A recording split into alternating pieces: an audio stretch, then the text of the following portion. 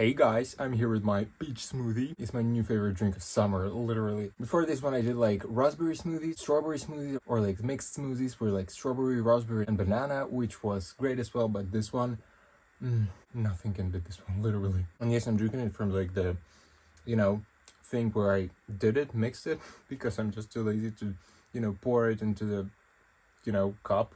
Oh my god, I might have my storage full, so, oh no, it's still filming, yay. Okay, I have to stop drinking my videos. And then I'm like super surprised my storage is full because I'm drinking like half a video, like either cold coffee or like smoothie this time. And so yesterday I decided to film mini bookshelf tour. I want to say it was, and yes, if you think I am naked in this video, you're absolutely right. Well, I'm not really naked, I'm like topless, but still, because it's too hot and it's just, who are you people who wear like clothes in the summer? It's probably a weird question, but hey, that's all me, because it's literally so hot. I can take my own book's cover to make some wind. Funnily enough, it's raining outside right now. And so yeah, today I decided to show you my summer bookshelf, which is the one behind me, because I changed the books on this shelf in the beginning of the summer, because, oh my god, fuck that, I can't film my videos. Okay, I'll come to my break so I can drink my smoothie. So returning to my video, I have approximately 200 books, maybe even more, I think, because I feel like I do have a lot of books. There's like years of book buying, or like I used to have this thing when I went to Finland. Every time I went to the book library, well, almost every time, had really cool free books. So I took approximately like 5 to 10 books every time, so that also like really made my book list bigger, my library. But I'm saying it all just for you to know that I have much more books that I will show in this video. And the reason I have only 2 bookshelves, actually, this one and also another one that I will show in this video, is because I don't have my own room right now, because for the past more than a year I lived back home, like my freshman year at university, when I had my own bookshelves and I could borrow all my books to my apartment. But in my sophomore year I decided to return back home. But the thing is, I hardly had space for myself here, not even talking about the books. So it's I feel like I'm actually really lucky to have even like this bookshelf, because it was really hard to get this one. But you know what, my sister doesn't really need like that much space, so I don't think that's really a problem. But apparently she wasn't really happy about me making the shelf for books. And then I have another shelf above my bed that I will show you in this video as well. But all the other books are either like in boxes in the corner that I think you could have seen in some of my previous videos, or just under the bed. So, that's where all my 300, I think, books are. I really think there are 300, or maybe like 250. There are a lot. I think I really should count them someday. But when summer started, I decided that I need to make my bookshelf summer bookshelf. So that I found all of my summer books. I already talked about this statement, like summer books, what is that? But it's not really hard to understand. It's basically books about like summer, that take place in the summer. It's usually like summer romances, or like just some comedy, teenage stuff. I love these books, and it's mostly YA. Some books have like more grown characters than young adults, but mostly they are still YA. So, and this whole bookshelf is full of summer books, so if you're looking for something to read this summer, check out my bookshelf. So yeah, without further ado, let's get started. Oh my god, I hope I wasn't in focus the whole time. So let's start with this bookshelf. First of all, I have 2 of Morgan Matson's novels that I know is a really summery author, and that is actually why I wanted to read her books this summer. Since You've Been Gone, I read a little more than 80 pages. The next book is The Unexpected Everything, also by Morgan Matson, which I also really want to read now. And I think I might skip Since You've Been Gone and go to this one, because I just really want to read this one. I just didn't really like the character in Since You've Been Gone, so I don't know, like, what should I do? The next one is one of my favorite books that I've already talked about in my previous video, is I See London, I See France. This book is actually awesome. It's about this super fun Euro trip, and the characters are great, the plot is phenomenal, and the humor in this book had me literally LOLing. I like this book a lot. My number 1 summer read, probably. But the irony is I read it not in the summer, but in April, which made it even greater. Literally filled me up with the summer motivations. Then I have another book by this author, Just a Boy and a Girl in a Little Canoe, that I also read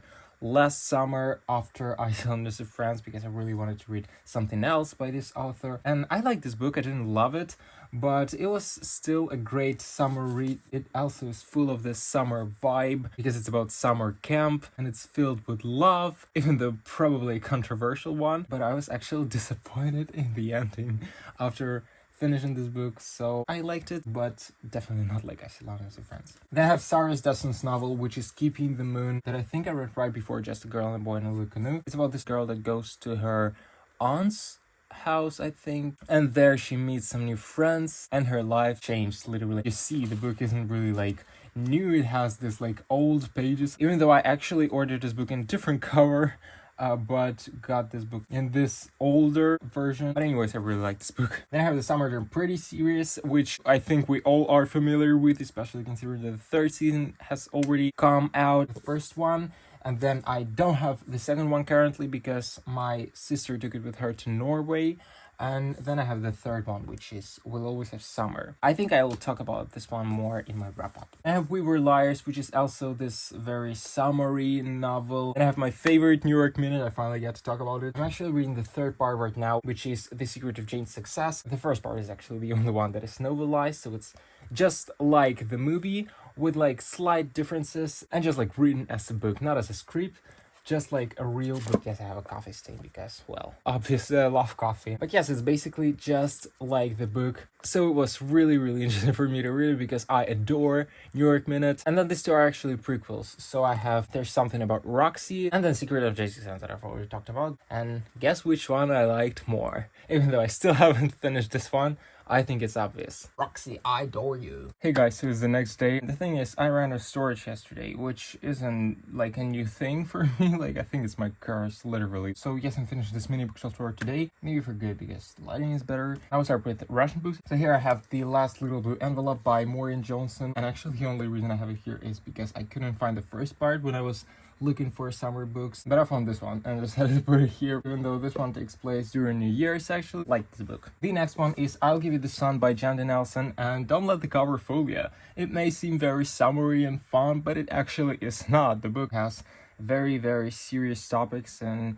really sad sometimes, I'd say. So yeah, definitely not a fun read, but yeah, still a good book. And then I have another novel by Jandy Nelson, which is The Sky Is Everywhere, with this super summery cover. It also has this very like sad premise, just like the previous one. But that's the thing about Jandy Nelson's writing, is that she somehow makes you feel happy while reading her books, especially towards the end, even though the books carry not very happy themes. And then I have Love and Gelato, or Gelato, pronounce it how you want to. I'm about to take my Italian courses, gonna learn it. But actually I know that like you can pronounce it like either way, just like you feel better to, just like you want to. So there's no like strict pronunciation. Maybe in Italian there is, but as long as I know, in Russian there isn't. But yeah, I'm reading the book now. I'm filming a book vlog, so stay tuned for that. And then I have the second part in this trilogy, which is the I wanted to say this title just like it's in Russian, The Club of Travelers with Broken Hearts. It actually is Love and Luck in the original. The author of this book is Jenna Owens Welch, and I really am looking forward to reading this book because characters go to Ireland. So yay, gonna read it very soon. Maybe that'll be like my next read. Here I have A Little Bit of Paradise. That's also about Italy, about this beautiful place that you see on the cover. And the book is actually great. It's just like this very easy rom-com. I can recommend it to read in the summer. And then I also bought this book this year to read it just like the previous one this summer. I know it's not about like the same characters, but I don't know, I still like want to read it. Like it's an easy and fun read about like traveling to Italy. That's cool. Ray Bradbury's Dandelion Vine, which is also a summery book. Like the book takes place during the whole summer, and that is so great. So if you like classics and you're looking for something to read in the summer, I can really, really recommend Ray Bradbury's novel. I read it twice, and it's super great. The writing is enchanting. This binder of short stories by Ray Bradbury. As you can see, the covers are very summery as well.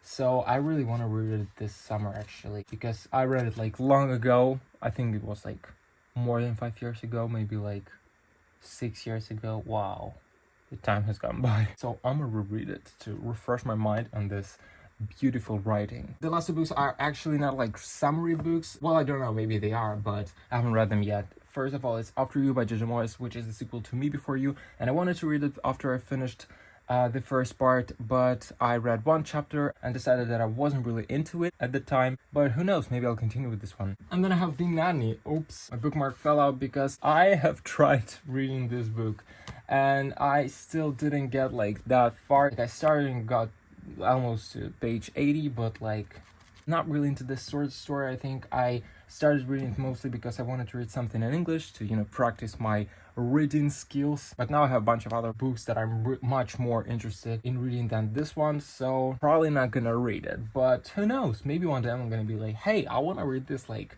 funny The Nanny book. Both of them are really good for free, so that's cool. And then I have this little weird stack. Oh my god, I just fallen off.